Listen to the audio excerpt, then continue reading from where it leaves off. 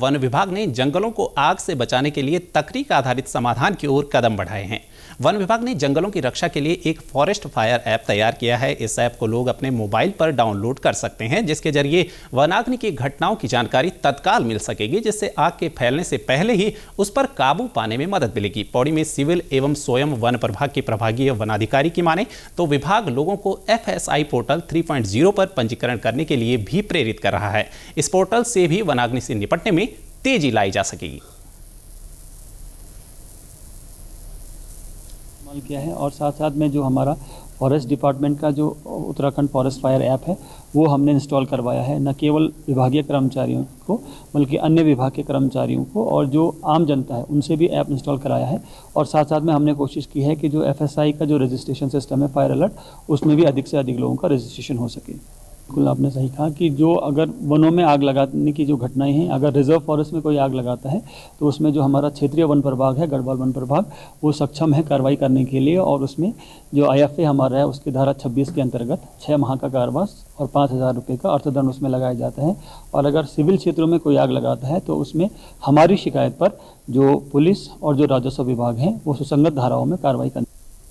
वहीं वन पंचायत कमेड़ा की सरपंच सावित्री देवी ने कहा कि जंगलों को आग से बचाने के लिए सघन जन जागरूकता की जरूरत है। इसके लिए शरारती तत्वों की निगरानी के साथ ही राहगीरों और ग्रामीण महिलाओं को जागरूक करने पर भी उन्होंने जोर दिया। जैसे देखो, गाँव में जो ये आग लगने का मुख्य कारण है, तो जो ये राहगीर होते हैं या जैसे कोई जंगलों में जैसे दारू पीते हैं, सिगरेट पीते हैं, बीड़ी पीते हैं और वो पी के ऐसे जंगलों में फेंक देते हैं, उससे भी आग लगती है।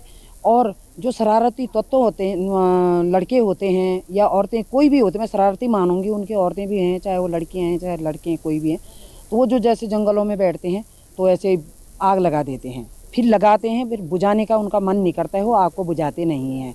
और सबसे ज़्यादा जो हमारी महिलाएँ हैं गाँव में हैं, वो आड़ा लगाती हैं गाँव में, तो आड़ा लगाती हैं। उन्हें आड़ा लगाने का ये पता नहीं है हमने कि आड़ा किस टाइम लगाना है, तो आड़ा 2 टाइम, मेरे देखने से तो 2 टाइम लगाया जाए, या तो शाम को या तो सुबह। और आड़ा इस तरीके से लगाया जाए कि अपनी तरफ जब हम आड़ा लगा रहे हैं तो उसकी सुरक्षा ये तो मतलब अगल बगल जैसे मिट्टी है, पानी है, उसको भी रखें कि ताकि वो आग आगे न फैले।